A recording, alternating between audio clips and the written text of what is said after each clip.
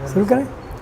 मैं डॉक्टर वीरेंद्र प्रसाद, प्राचार्य scope training and consulting private limited, Bilari Chak, Patna से बोल रहा हूँ। ये हमारा प्रैक्टिकल लैब है और हमारे जितने भी ट्रेनीज हैं वो यहाँ उपस्थित हैं और उनको मैं आज जेनेटेलिया के बारे में जानकारी दे रहा हूँ। ठीक है।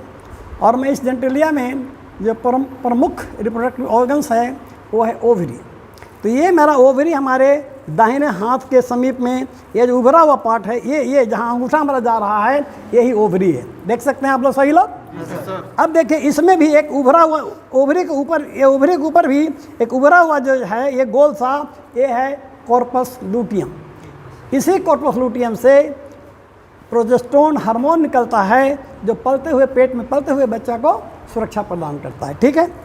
अब इसका थोड़ा और आगे बता दूं कि यहीं से ओवा रिलीज होता है और ओवा रिलीज होने के लिए ल्यूटिनाइजिंग हार्मोन के प्रभाव से ओवा बाहर आता है ना, रिलीज हो गया। तो जब ओवा रिलीज हो जाएगा तो ओविडक्ट के इनफंडिबुलम, ये इनफंडिबुलम है, इसी में पहले आएगा और आने के बाद जो चौड़ा सा एक जगह दिख रही है यहाँ पर थोड़ा मोटा सा, ये है एम्पुला। और उसके आगे वाला जो एम्पुला के आगे वाला जो भाग होता है वो इस्थमस है। तो एम्पुला और इस्थमस जो चौड़ा वाला दिख रहा है, यहीं पर फर्टिलाइजेशन होता है, एम्पुला और इस्थमस के जंक्शन पर। और फर्टिलाइजेशन का मतलब यहाँ फीमेल मेल मतलब ओवा और स्पर्म का यहाँ मिलन होता है। मतलब हो गया एक तरह से, अगर विवाह भवन के रूप में अगर एम्पुला को ले तो दोनों की शादी हो गई, मिलन हो गया और यहीं से बच्चे भी जन्म लेते हैं। बच्चे का मतलब है सेल का डिवीज़न, है ना। तो यहाँ से 3 से 4 दिन में इतने करीब 32 बच्चे, माने 32 सेल का डिवीज़न हो जाता है। 2 से 4, 4 से 8, 8 से 16 और 16 से 32, इसको मोरला कहते हैं।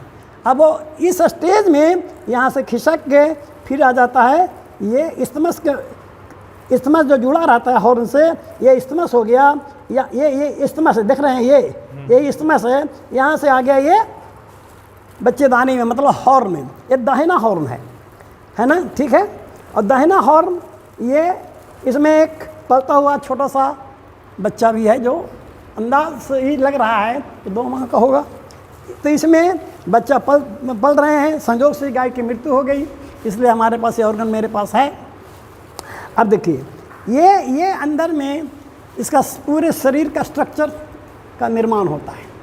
इसमें 9 महीना 9 दिन लगते हैं। तो 9 महीना 9 दिन लगते हैं, फिर ये डिलीवरी होता है ना। तो ये बच्चेदानी में जब ही है तो फिर यहाँ से वापस ही डिलीवरी जब होगा तब फिर से वापस पीछे ही आएगा। पीछे का मतलब वो आएगा, फिर आएगा बॉडी ऑफ द यूट्रस में, है ना, फिर आएगा सर्विक्स में आएगा, फिर आएगा वेजाइनल कैनाल में और तब आ जाता है बाहर। यही है बच्चा जन्म लेने की प्रक्रिया।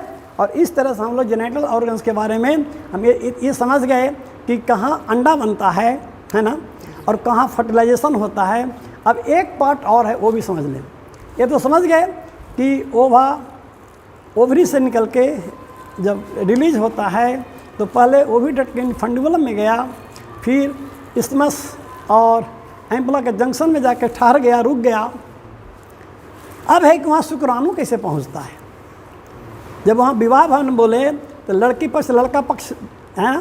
तो अगर मान लें थोड़ी देर के लिए समझने के लिए कि ये लड़के पक्ष वाला तो वहाँ पर पहुँच गया जिसे ओवा कहते हैं, लड़का पक्ष वाला को हम मान लेते हैं कि शुक्राणु वाला जो है वो कैसे पहुँचता है शुक्राणु। ठीक है। तो अभी आप लोगों ने देखा भी होगा कि हम लोग AI गन के माध्यम से कृत्रिम तरीके से हम सीमेन को, जिसमें स्पर्म होता ही है ना, वो हम डालते हैं बॉडी ऑफ द यूट्रस में, छोड़ते हैं। बॉडी ऑफ द यूट्रस मतलब ये रहा बॉडी ऑफ द यूट्रस। ठीक है। मतलब सर्विक्स के आगे वाला भाग एक कड़ी पाइप जैसा है, ये सर्विक्स है, आगे हो गया बॉडी ऑफ द यूट्रस, यहीं पर हम लोग को छोड़ना होता है। अब यहाँ से दोनों हॉर्न में झुंड बना के शुक्राणु पहुँच जाता है। इसमें दाहिने हॉर्न में चूँकि ओवुलेशन हुआ है, इसलिए दाहिने हॉर्न में प्रेगनेंसी भी है। ठीक है। दिखाई पड़ रहा है ना।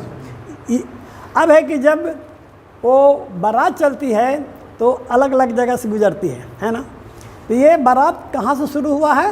ये हुआ है सांड के टेस्टिस से, शुक्राणु का जन्म वहाँ है।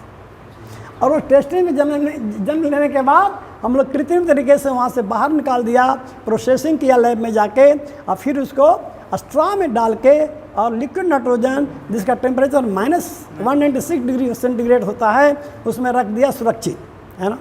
और जब स्ट्रॉ में सुरक्षित है, और जब हमको कृत्रिम गर्भाधान करने का समय आया तो उससे निकाल के थॉइंग करेंगे, जो कि 35 से 37 डिग्री में, और 20 से 30 सेकंड तक अब वो जो जमा हुआ था शुक्राणु एक्टिव हो गया, ठीक है।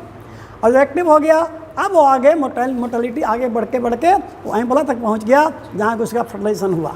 और उसमें होता क्या है थोड़ा और जान लें। उसमें यह होता है कि एम्पुला तक तो पहुंच गया, लेकिन उसके में एक रासायनिक परिवर्तन होता है। और रासायनिक परिवर्तन मतलब सशक्तिकरण होता है स्पर्म का, जिसमें 6 से 8 घंटा लगता है, उसे कैपिस्ट्रेशन टाइम कहते हैं। जब तक वो इसमें अपने आप का मैच्योर तो है ही है, लेकिन अपने आप को तैयार करता है बिना ये 6 से 8 घंटा जिसे कैपिस्ट्रेशन टाइम कहते हैं, इसके पहले फर्टिलाइजेशन करने के योग्य नहीं होता है शुक्राणु। अब वो भली भांति बिल्कुल तैयार हो गया है, उसके बाद ही फर्टिलाइजेशन होता है, ठीक है। इस तरह से फर्टिलाइजेशन का क्रिया समझ गए, कहाँ होता है वो भी समझ गए, और कितने दिन के बाद बच्चा बाहर आता है गाय के केस में 9 महीना 9 दिन + 5 डेज, इस तरह से डिलीवरी हो जाता है, ठीक है। धन्यवाद। और विशेष अगले वीडियो में है तो अपना प्रश्न रख सकते हैं। सर इसमें दोबारा ओवरी दिखा दीजिए सर। ओवरी देखिए, इनको ओवरी, ये देखिए ये जो लिख रहा है यही ओवरी है।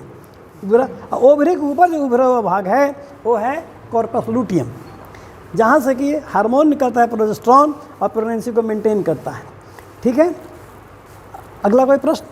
जी सर, कितने माह के इसमें बच्चा पल रहा है? ये देखो, ये तो एक मरी हुई गाय के से निकाला गया है बच्चा, ये लगभग 2 माह का बच्चा है। देखो इसका कुछ ना कुछ शेप बन रहा है, लेकिन 2 माह का बच्चा मतलब 2 से 2.5 महीना में एक छोटा चूहा 250-300 ग्राम का वजन का बच्चा अंदर दिखता है। जो आप रेक्टल एग्जामिनेशन करेंगे तो हाथ डालेंगे तो अनुभव कर सकते हैं कि किस हॉर्न में इस तरह का बड़ा लगेगा, बैलून जैसा लगेगा, अंदर कुछ लगेगा कोई मटेरियल है। तो ये दाहिने हॉर्न में है, तो इसका मतलब ये दाहिने हॉर्न में प्रेगनेंसी है, और इसके बाद हमको नॉर्मल केस में बच्चा 9 महीना 9 दिन में मिल जाएगा। और कोई दिखाइए सर। हाँ, ये देखिए, ये कॉर्नियल लिगामेंट है, यहाँ के बाद दोनों बाइफर्केट हो गया दोनों हॉर्न, और ये राइट था, है ना, ये है लेफ्ट, और इसमें यही है आपका ओवरी, ठीक है। और सेम स्ट्रक्चर होगा ओवरी के पास ओविडक्ट, है ना। ओविडक्ट का 3 पार्ट तो सेम ही होगा दोनों तरफ, है ना। तो उसमें 3 पार्ट जो होगा इनफंडमेलम, एम्पुला, इस्थमस, और इसके बाद आगे वाला फिर देखिए ये इस्थमस का जो पार्ट है, यही जो पतला जो धागा जैसा है, यही आके यहाँ मिल गया, है ना। ये है इस्थमस मिल गया, ठीक है। और मिलने के बाद ये फिर अब एक चूँकि इसमें प्रेगनेंसी नहीं है, दाहिने में है, इसलिए आगे इसका साइज जो है सही छोटा रह जाएगा। जब प्रेगनेंसी करेंगे तो एक बिल्कुल नॉर्मल स्थिति में रहेगा, और दूसरा उससे बड़ा बैलून की जैसा फूला हुआ दिखाई पड़ेगा, क्योंकि अंदर में पानी भरा होता है। अगर उंगल दबाएंगे तो जैसे बैलून में पानी भर के उंगल दबाने से दब जाएगा, छोड़ने से फिर पुनः समान स्थिति में आ जाएगा। वैसा ही इसमें फील किया जा सकता है जब आप पीडी करेंगे, ठीक है। और कोई प्रश्न कहीं से?